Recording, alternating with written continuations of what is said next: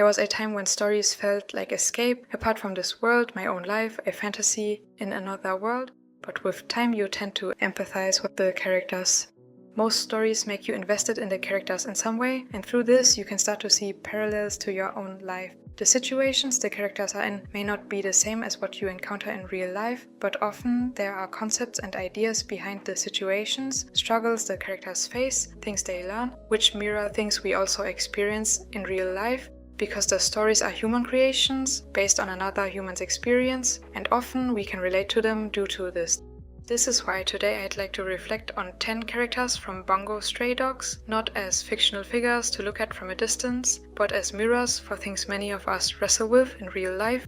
Hi, I'm May, and a while back I watched the Bungo Stray Dogs anime, and in it we may be able to find a language for things we haven't fully put into words yet, things we can take for our own lives. Let's start with the first character. Atsushi's story is shaped by failure long before it's shaped by confidence, mistakes, rejection, being told directly or indirectly that he's not enough, that his existence is conditional, that value has to be earned through usefulness. What stands out isn't that he fails, it's how deeply he internalizes those failures. And that's something I recognize. There were periods where every mistake felt like confirmation, like proof that maybe the doubts were right all along. When something didn't work out, the conclusion wasn't this didn't work, it was I didn't work. The learning here isn't that failure magically becomes easy, it's that growth often doesn't happen instead of failure, it happens through it.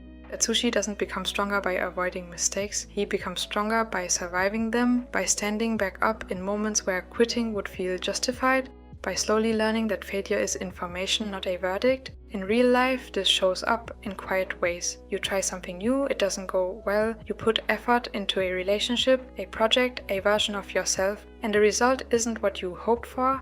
The temptation is to freeze, to stop trying until certainty returns, but growth doesn't announce itself when it arrives. Most of the time it happens invisibly, in resilience, in perspective, in the ability to try again without collapsing under self-blame. Failure doesn't disqualify you, often it's the very thing shaping you for what comes next. Akutagawa's struggle isn't laziness or lack of ability, it's the opposite. Worth is measured through achievement, through recognition, through being acknowledged as valuable because of what is produced.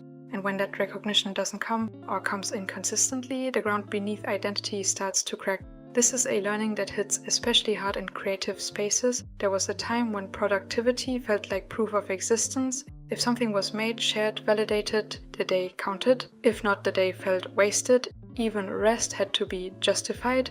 The uncomfortable question underneath all of that is, who am I when I'm not achieving anything? Akutagawa embodies the fear of that question, because if worth is tied to output, then silence feels like erasure. The learning here isn't about rejecting ambition or effort, it's about separating being from performing. There were moments where I had to stop, not because everything was done, but because continuing would have meant forcing something hollow, and in those pauses the discomfort was loud, guilt, restlessness, the sense of falling behind.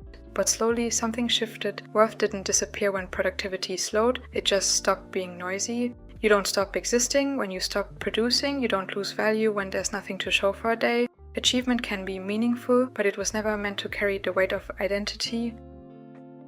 Dazai lives in questions, not the kind that are looking for easy answers, but the kind that linger, unsettle, and refuse to resolve neatly. Meaning, purpose, whether anything truly matters if certainty can't be reached. What stands out is the tension between longing and skepticism, the desire for something solid, paired with a deep distrust of guarantees. This learning isn't about blind belief, it's about what happens when certainty becomes a prerequisite for trust. There were periods where I thought clarity had to come before commitment, that understanding everything was a form of safety. If I could just think enough, analyze enough, plan enough, then I'd finally feel secure. But overthinking doesn't create peace, it creates exhaustion. Some things in life only make sense after you step into them, not before. Faith in this sense isn't certainties, it's relationship, it's choosing to move forward without full visibility, accepting that not every question will be answered on your timeline. Dazai reflects the cost of demanding guarantees from existence itself, and the learning is quiet but radical. Trust doesn't grow from proof alone, sometimes it grows from choosing to stay even when certainty never arrives. Chuya carries weight, visibly and invisibly. Responsibility isn't just something he accepts, it's something he absorbs. The well-being of others becomes personal obligation. Stepping up becomes instinct, and while that strength is admirable, it comes at a cost. There's a point where caring turns into self-erasure. I felt this in subtler ways, taking on emotional responsibility that wasn't mine to carry, feeling guilty for resting when others were struggling, confusing compassion with constant availability. The learning here isn't about becoming detached or cold, it's about boundaries. You can care deeply without sacrificing yourself entirely. You can support others without dissolving your own needs. Chuya's struggle highlights something many people experience but rarely name: the burnout that comes from being strong for too long. Healthy compassion includes limits, and limits aren't a failure of love, they're what make love sustainable. Fukuzawa represents structure, foresight, discipline. Preparation, when done well, creates stability. It allows others to grow within something safe, but there's a subtle line between preparation and control. I used to believe that planning everything would prevent anxiety, that if every step was mapped out, nothing could go wrong. Schedules became rigid, expectations tied flexibility, felt like risk, and yet plans still fell apart. The learning here is about readiness without rigidity. Preparation is about equipping yourself. Control is about trying to eliminate uncertainty altogether. Life doesn't work that way. Fukuzawa embodies leadership that evolves, learning when to guide and when to step back, when structure helps and when it suffocates. Confidence doesn't come from certainty, it comes from knowing you can adapt when certainty disappears. Fyodor represents control taken to its extreme. The belief that people need to be corrected, guided, or even eliminated for the greater good, that freedom is dangerous, that outcomes matter more than choice. What stands out here is how deeply unsettling that mindset becomes once it's applied consistently. There's something uncomfortable about realizing how often we try to manage outcomes in our own lives, not on Fyodor's scale, but in small ways, trying to control how people see us, trying to control how situations turn out, trying to avoid pain by limiting risk. But real connection always comes with risk. The learning here is that love, trust, and growth don't exist without freedom. You can't force sincerity, you can't control someone into genuine care, and you can't protect yourself from all pain without also cutting yourself off from meaning. In everyday life, this might look like letting someone make their own choices, even when you're afraid they'll get hurt, or accepting that doing the right thing doesn't guarantee the outcome you want. Control feels safe, freedom feels risky, but only one of them allows real relationship. This may also answer the question of why free will even exists, why humans can make good or bad choices in life, why suffering on this world exists. In a world where everything would be good and perfect, life may be closer to a simulation, like a god playing The Sims with full control on not leaving any room for free will. In such a scenario, humans would be more like robots. But if a god that truly loves humans exists, it would only make sense for that god to allow humans to have free will to make their own choices. Even if it may not be what leads to something good, we often don't know what's best and we often make mistakes. But by making these mistakes and learning and mindfully using our free will, we can grow and improve as people over time, learning to appreciate the gift of free will. Nikolai lives in chaos, nothing is stable, nothing is predictable, everything feels like a game, except the rules keep changing. What's interesting isn't just a randomness, but how meaning becomes distorted when everything is treated as a joke or performance. There were times when I noticed myself doing something similar, brushing off meaningful moments because I didn't want to overthink them, treating things as coincidence to avoid vulnerability. The learning here isn't about assigning meaning to everything, it's about allowing moments to stay meaningful without forcing an explanation. Sometimes something happens that feels too specific to ignore, a conversation, a thought that shows up at the right time, a moment of clarity you didn't plan for. You don't have to immediately define it, you don't have to turn it into a belief or a rule, you can just let it quietly shape how you move forward. Meaning doesn't need to be loud to be real. Sigma doesn't start with a past, no long history, no foundation, just the present and the question of who to become. That makes identity feel fragile, like something that could disappear if there's nothing solid behind it. This learning connects to how identity is often formed in real life. So much of who we are comes from experience. From heartbreak, awe, confusion, curiosity, from moments that reshape how we see ourselves and others. There was a time when I thought identity had to be figured out logically, like a decision you make once and then stick to, but identity doesn't work like that. It forms through living. Sigma shows what happens when someone is forced to build meaning from the ground up. and how disorienting but also honest that process can be. You don't need a perfect backstory to move forward. You need lived experience and the willingness to let it change you. Jono represents disillusionment, seeing injustice, seeing people in power act unfairly, seeing ideals fail in practice, and once you have seen that, it's hard to unsee it. There were moments where hypocrisy made me question everything, not just systems, but values themselves. If people who claim to stand for something don't live it out, does the thing itself still matter? The learning here is subtle but important. Hypocrisy doesn't invalidate truth, but it does demand discernment. It's okay to feel disappointed, it's okay to be cautious, but letting disillusionment turn into bitterness only creates distance, not clarity. In daily life, this might look like learning to separate a principle from the people who fail to live up to it, or choosing not to give up on something meaningful just because others misused it. Disappointment doesn't have to become rejection.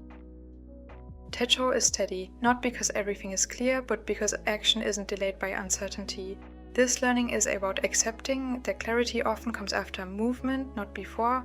There were times where I waited too long to start something because I wanted certainty first, the right timing, the right mindset, the right plan, but life doesn't pause until you feel ready. Techo shows that peace doesn't come from having all the answers, it comes from committing to what you believe is right, even when the outcome is unclear. You can move forward thoughtfully without being paralyzed by doubt. Uncertainty doesn't mean stop, it means proceed with care.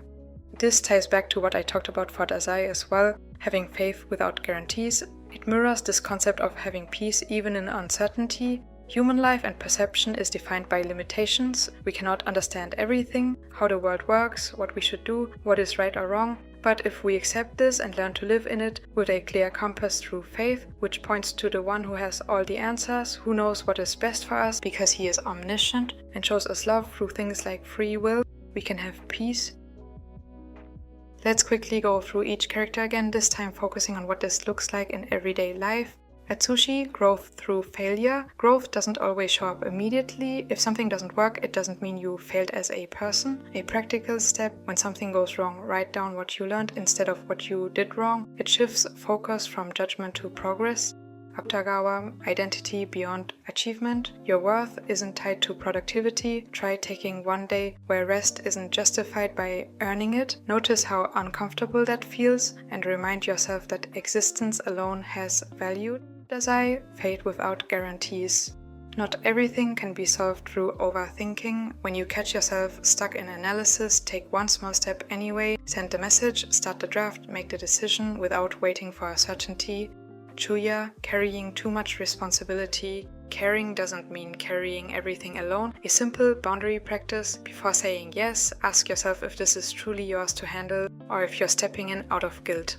Fukuzawa, preparation versus control. Planning is useful, but rigidity creates stress. Try leaving intentional space in your schedule, not for productivity, but for adjustment when things don't go as planned. Fyodor, free will, love and risk. You can't control people into genuine connection. In daily life, this might mean allowing someone to disagree with you without trying to correct them immediately. Nikolai, coincidence versus meaning. Not everything needs to be explained. When something meaningful happens, let it sit without labeling it right away. Reflection doesn't always need conclusions. Sigma, identity through experience. You don't have to know who you are before living. Try new things without demanding they define you. Experience shapes identity naturally over time. Jono, hypocrisy and disillusionment. Disappointment is valid, but don't let it erase what still matters to you. Separate values from flawed people and decide what you want to carry forward. Techo, peace in uncertainty. Waiting for clarity can become avoidance. Choose one action aligned with your values, even if the outcome is unclear. Peace often follows movement. Stories don't change us because they give answers. They change us because they give language to things we're already feeling. Each of these characters carries something human: fear, hope, control, doubt, longing. And seeing those traits play out in fiction gives us space to recognize them in ourselves.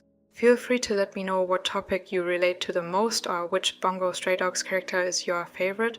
Also, I participated in a Bungo Stray Dogs stamp rally at a convention event a while ago, and fitting to the release of this video, I will now have prints and stickers from it on my shop.